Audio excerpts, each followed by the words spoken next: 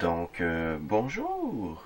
Aujourd'hui, dans cette vidéo, je refais la première vidéo en analogique depuis des années. Je me suis décidé d'en faire une vidéo en analogique parce que, j'ai pas trouvé de lentille anamorphique pour cette caméra. Donc, on va faire avec ce qu'on a. Donc, je pourrais pas faire du 16 neuvième à partir de cette caméra parce que je n'ai pas de lentille anamorphique. Donc, voilà. Donc, aujourd'hui, que faisons-nous? Eh bien, on va monter un Pentium 4. Mais là, c'est pas juste un Pentium 4. C'est le meilleur Pentium 4 du monde. Faut acheter un Pentium 4 Extreme Edition parce que dans le futur ça va valoir de l'argent, donc achetez-le maintenant parce que c'est un investissement, hein? Pas comme certains youtubeurs ont dit. Donc, non, c'est juste un beau petit Pentium 4. Rien de trop compliqué à faire. Bien entendu, cette pièce-là va valoir peut-être un petit peu cher sur eBay parce que c'est quand même un Pentium 4 Prescott à 3.2 GHz en socket. C'est quoi? C'est 478? C'est ça? C'est 478. Donc, voilà, c'est pas le processeur le plus commun du monde. Donc, mais vous pouvez vous en faire un avec un plus lent. Un Northwood avec de l'hyperthreading, ça va être suffisant. Là, c'est un Prescott avec de l'hyperthreading et un mégaoctet de cache. Donc, même pas besoin d'acheter une édition extrême pour avoir un mégaoctet de cache. Vous pouvez juste acheter un Prescott.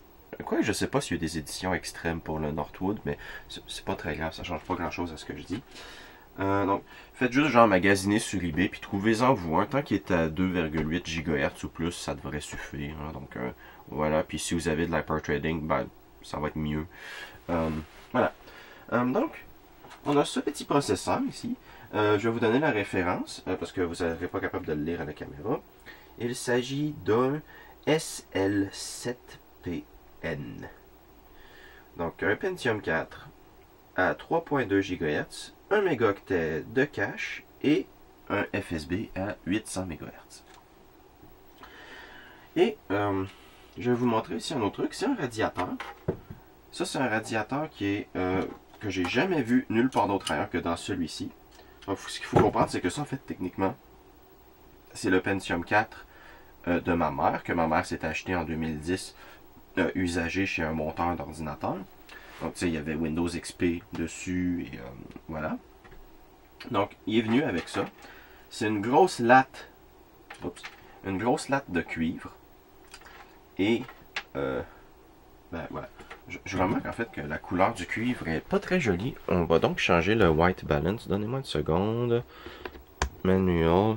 Ah oui, ça c'est... Oh oui, ça c'est pas mal mieux. Donc, voilà. On a une grosse latte de cuivre.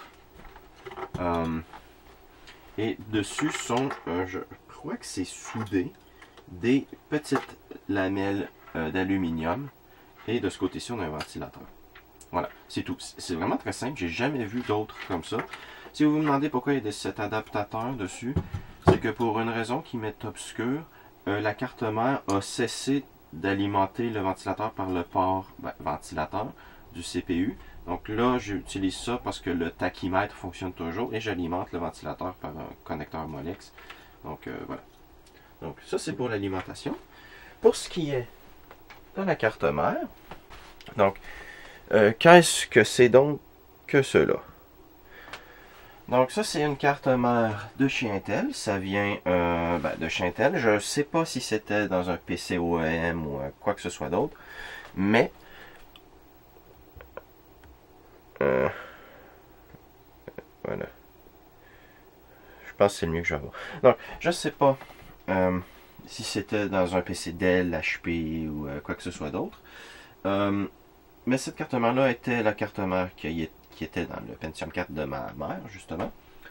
Donc, je vais vous donner la référence. Il s'agit d'une Intel Desktop Board D865GLC.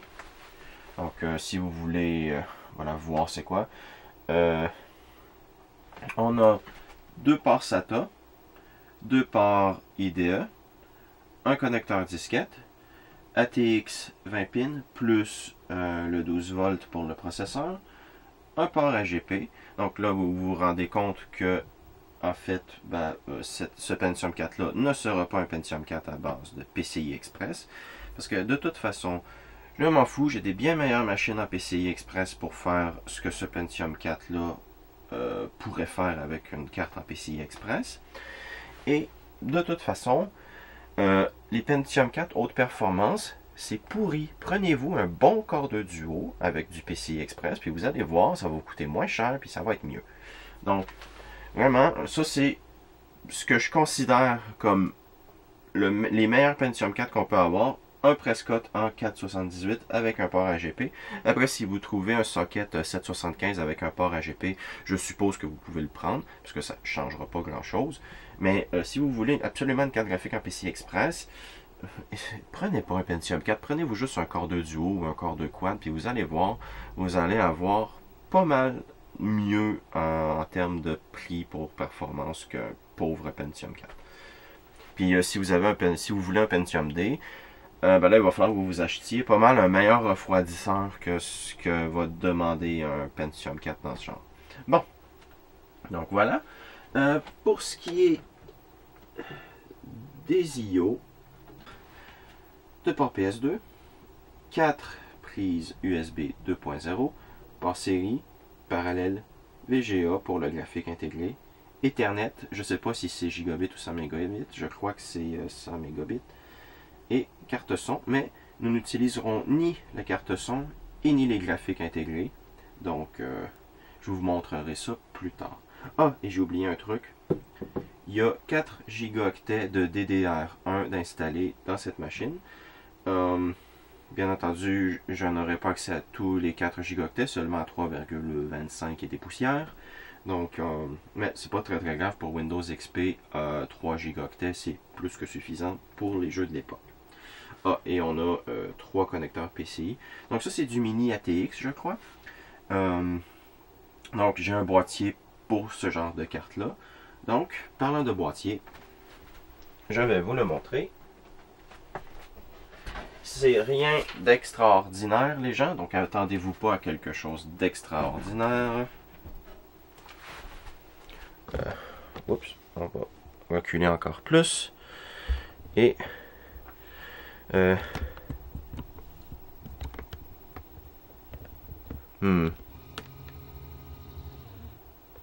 c'est le mieux que vous allez avoir. On a ici un PC de chez Ciaratec. Donc, ceci c'est juste du plastique poli qui réfléchit la lumière et les traces de doigts à l'infini. Et à l'intérieur, comme dit, c'est fait pour du mini ATX. On n'a même pas besoin de mettre des supports dedans, ce qui est très bien.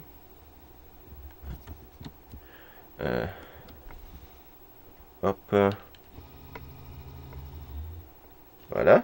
Donc vous pouvez voir qu'on a déjà les supports, tous les supports possibles pour les cartes mères mini ATX. Je crois qu'il en manque un ici, par contre, mais ça c'est pas très grave, on s'en fout. Et en arrière, bon, j'ai déjà mis le IO Shield, donc ça c'est, voilà. Mais c'est pas très grave. Et, où l'ai-je mis? Ah, on a ce petit truc là. Hop, on va descendre la caméra pour garder les cartes ensemble, voilà. Donc je vais utiliser ça parce que de toute façon je peux pas mettre de vis. On a des petites pins qui sortent pour rentrer dans les trous pour maintenir les cartes. Donc voilà, mais ça c'est pas très grave. Et c'est pas mal tout. Donc ça c'est pour le boîtier. Vous remarquez qu'il manque la cage de disque dur parce que en fait la voici. Je l'ai enlevé parce que le boîtier, vu qu'il est tellement petit, il faut que j'enlève la cage des disques durs pour pouvoir mettre la carte mère. Donc ça, je vais la mettre plus tard. Et je vais vous montrer les autres composants que je vais utiliser. Donc on va juste mettre le boîtier comme ça ici, en arrière-plan. Comme carte son, je vais utiliser ça ici. En gros, il s'agit d'une Creative Odyssey 2, je crois. Donc ça va être une très bonne carte pour Windows XP. Son seul problème, c'est qu'elle a que des sorties audio. Donc, hop. Oui, non. Voilà. Elle a que des sorties audio.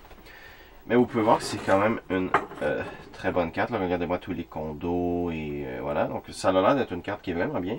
La personne qui me l'a donné m'a dit que c'était dans une de ces machines, vous savez, vous en avez peut-être déjà vu, des machines de loterie, les petites machines de loterie avec un écran tactile, puis vous choisissez les options, puis voilà. Ben ça vient de ce genre de machine-là. Donc ça va être pour la carte son. De toute façon, cette machine-là va être principalement que pour jouer à des jeux, faire des tests et autres trucs.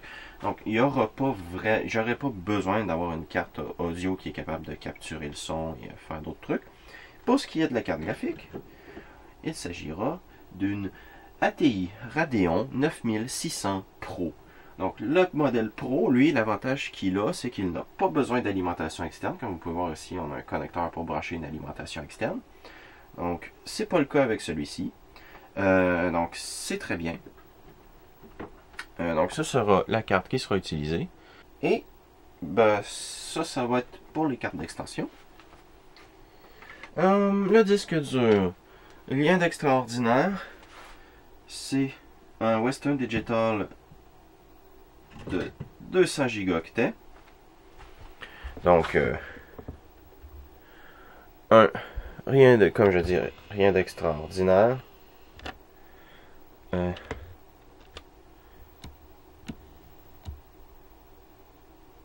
Voilà. On a de l'écriture dessus parce qu'il m'avait servi à faire un RAID. Donc, mais ça, c'est pas très grave. Et c'est en SATA. Bien entendu. Voilà. Mais on a une prise Molex et je vais l'alimenter en Molex parce que l'alimentation que j'utilise n'a qu'une seule prise SATA, je crois. Et avant de passer à l'alimentation, donc ça, c'est ce que j'utilise. Donc, il y a beaucoup trop de trucs, mais ça vient de chez Asus, donc il est écrit Asus Tech Computer Inc. Voilà. Fabriqué en 2014. Donc ce boîtier-là a probablement été fait en 2014 aussi, là, parce que ce qu'il faut comprendre, c'est que j'ai récupéré des boîtiers de l'université qui est à, je crois, 30 minutes de marche de chez moi. Donc vraiment, c'est tout près. Donc c'est des ordinateurs qui viennent de l'université. Donc ça, c'est pour le lecteur CD et DVD, parce que on a quand même besoin d'un lecteur DVD dans un Pentium 4. Et l'alimentation, elle est... Ah, la voici.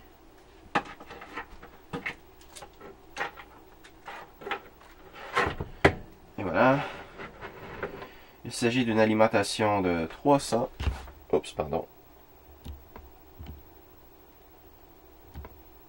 350 watts. Voilà. ATX tout à fait standard. De chez FSP, donc c'est une bonne alim. Oups, voilà, ça c'est ça. Donc c'est ce que je vais utiliser, 350 watts, j'ai locké. 350 watts, c'est suffisant pour un Pentium 4 de ce type. Donc, bon, on va dézoomer un peu. Hein? Voilà. On va peut-être même commencer le montage. Donc là, vous devriez un peu mieux voir l'intérieur. Donc là, j'ai dit qu'il fallait commencer par la carte mère. Ah, mais avant, on va mettre le processeur dedans, en fait. Hein? Ça va être déjà un bon début. Hop. Donc, à savoir que j'ai pas enlevé la RAM parce qu'en fait, cette carte mère-là, j'ai déjà échappé un tournevis plat dessus. ça l'a coupé des lignes. Donc il a fallu que je mette genre de la soudure sur les lignes pour les refaire. Ça fonctionne. Mais pour être honnête, je sais pas combien de temps ça va fonctionner. Donc j'essaie de mettre et enlever la rame le moins souvent possible, justement parce que j'ai pas envie de claquer les soudures qui sont juste à côté des slots de rame. Donc ben voilà. Donc on va prendre notre petit processeur. Hop.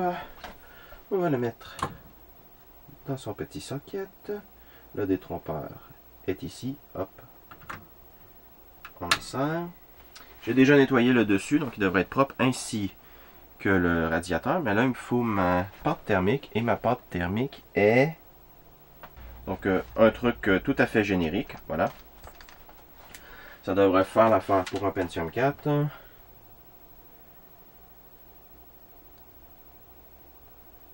Hop. Une boule de pâte thermique. Oula, oula, oula, oula, oula. Ne tombez pas, ne tombez pas. Vous pouvez vivre. Voilà.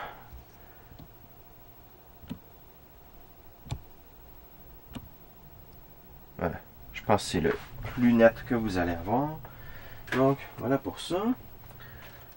On va ensuite prendre le refroidissement. Et là, ouais, faut écarter. Voyons. Allez, pourquoi tu t'es pris là aussi, le fil? Voilà, bon. Donc là, il faut écarter ça ici. Voilà, on les écarte des deux côtés. Et on pose le radiateur, voilà. Et là, on appuie. On fait les diagonales, bien entendu. Voilà. Et puis là, on branche le tachymètre.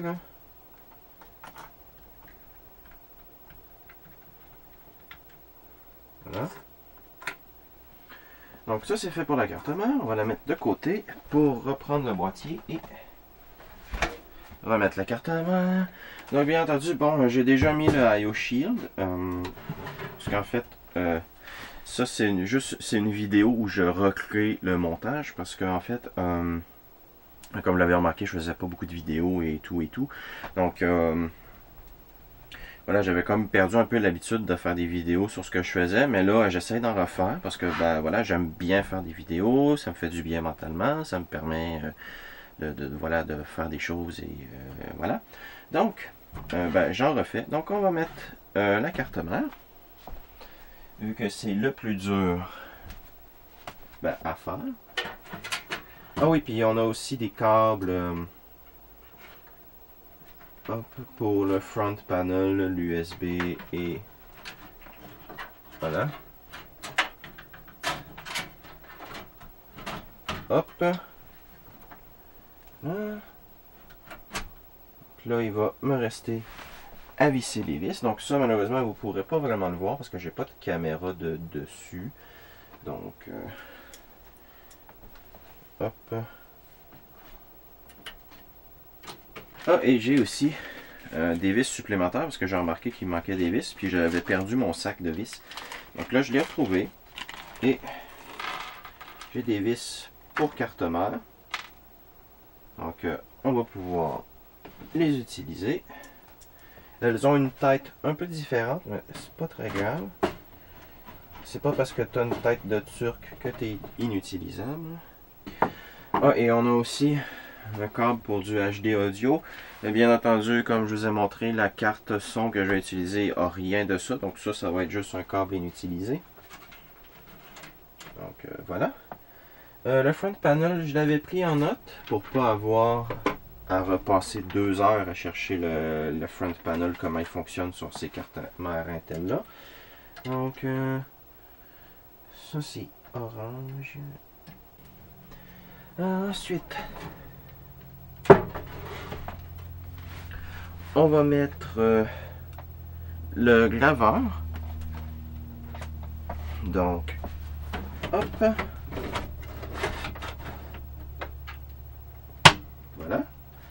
On a une petite vis.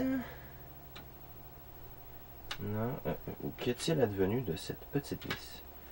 Je ne sais pas. Donc on va en utiliser une ici. Voilà. Et on va en visser une. Parce que de toute façon, on a ce machin-là ici qui permet de maintenir de l'autre côté. Et là, le graveur ne bouge plus dans aucun sens. Et ça, c'est parfait. C'est ce qu'on peut. Ensuite, on peut passer à l'alimentation. Donc, ça, on va mettre ça ici pour l'instant. Hop. Oh, ce boîtier est très lourd par contre.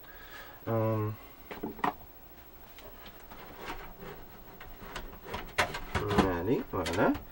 Et là, on va prendre les vis pour l'alimentation que tout le monde connaît.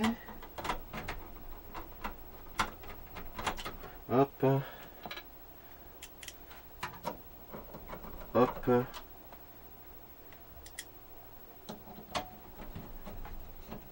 Hop.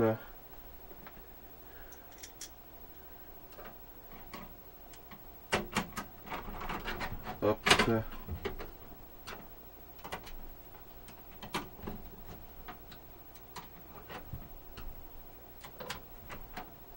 Voilà.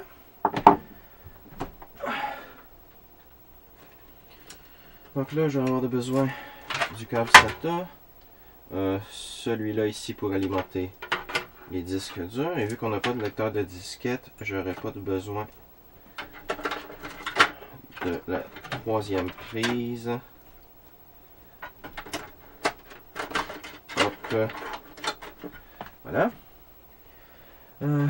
Ensuite, on va commencer par placer tous les fils. Hop.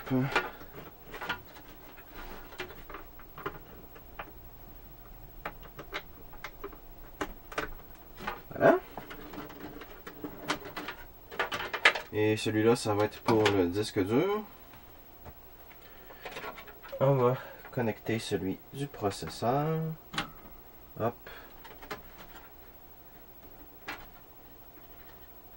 Ouais, aussi, il va falloir que je m'achète un ventilateur pour l'arrière ici, mais là pour le moment, ça va être correct. Là. Le bloc d'alimentation devrait être capable de s'occuper de pas mal tout. Donc, voilà. Ça ici, c'est pour le 24 pins, on n'a pas de besoin, donc on va le mettre en pénitence dans un coin. Et on va brancher le 20 pins. Voilà. Bon, ça peut aller là en fait. Hop.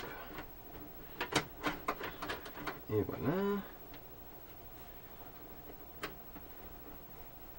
Hop.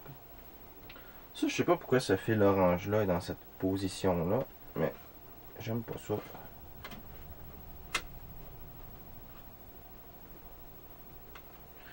Voilà, comme ça on ne le voit plus. On va utiliser des bons vieux câbles. Oups, des disquettes se sont suicidées. Des bons vieux câbles SATA. Je sais pas, c'est des SATA qui étaient vendus avec quoi, mais c'est pas très grave. Donc là, le plus long, on va l'utiliser pour le graveur. Donc c'est lui le plus long. Le plus court va être utilisé pour le disque dur parce qu'il va être plus proche. Donc là, ici, on a SATA 0 et SATA 1. Donc ça ici, ça va être hop, SATA 1 pour le graveur.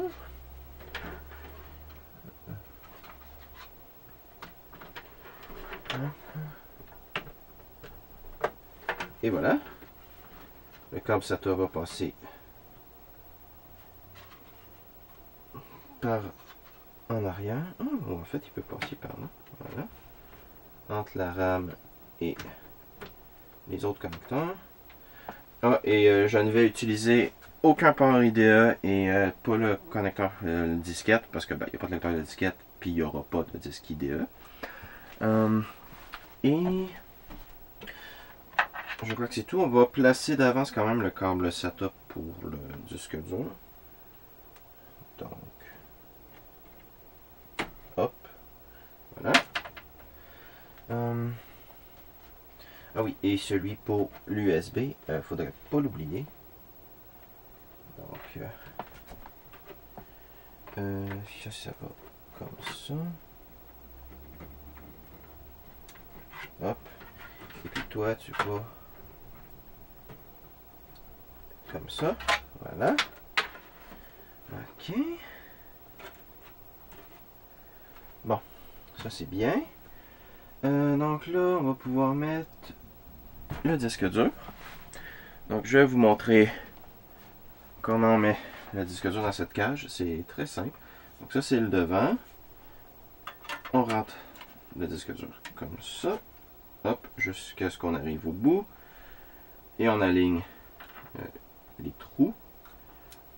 On rentre ça ici. Le disque dur ne bouge pas, mais moi je vais quand même mettre une vis pour être sûr. Et de toute façon, il nous laisse un trou pour mettre une vis. Donc ça, c'est bien. Donc,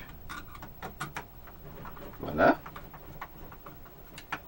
Comme ça, on est sûr que ça ne bougera pas.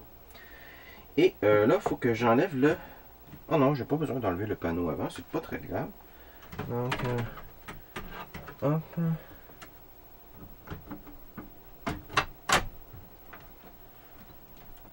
Donc, hop. On va mettre ça. Alors, ce qu'il faut savoir, c'est qu'il y a aussi deux vis que je peux visser à l'avant. Mais je ne vais pas me donner cette peine parce qu'il faut enlever le capot ici, toute la façade avant. Et c'est juste des clips et j'ai pas envie de les briser. Donc, je veux faire ça le moins souvent possible. Donc, je ne remettrai pas les vis à l'avant. Puis, de toute façon, ça a l'air d'être bien solide. Donc, je pense pas que j'ai à m'en soucier. Bon. Donc là, on va prendre ça. Et on va brancher l'adaptateur Molex dans le disque dur pour le ventilateur. Et ensuite, on prend le câble, on va le cacher ici. Et la prise ici, on va la brancher dans le disque dur. Voilà. Hop. Ça c'est fait. Et on branche le connecteur SATA qui lui aussi va passer hop comme ça et puis comme ça. Ah, oups, pardon, il est à l'envers. Voilà. Ça, c'est du SATA de brancher. Voilà. Ça, c'est bon. Et je crois que c'est tout. Ah oui, non, il reste les cartes d'extension. Le focus.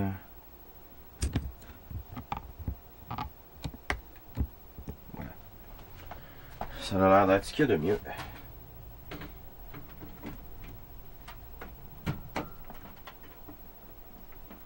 Et voilà. Et la carte son. Oh non, c'est ça, il n'y a aucun connecteur pour brancher le HD audio. Et voilà. Et où ai-je mis? Ah, il est là. Oh, c'est pesant. Bon. Donc, on va mettre ça. On s'assure que tout est bien aligné. Et je crois que ça utilise ces vis-là. Ah, voilà. Je crois que c'est celle-là. Hop. Et ça bouge pas. Donc, c'est très bien. Donc, je vais ranger le surplus de vis. Hop.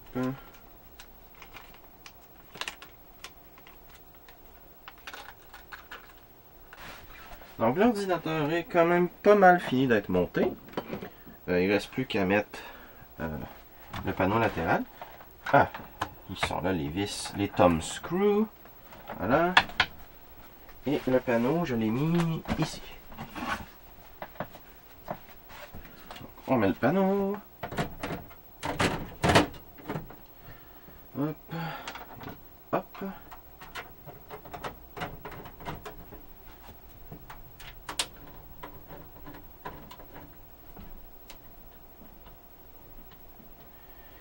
Et voilà.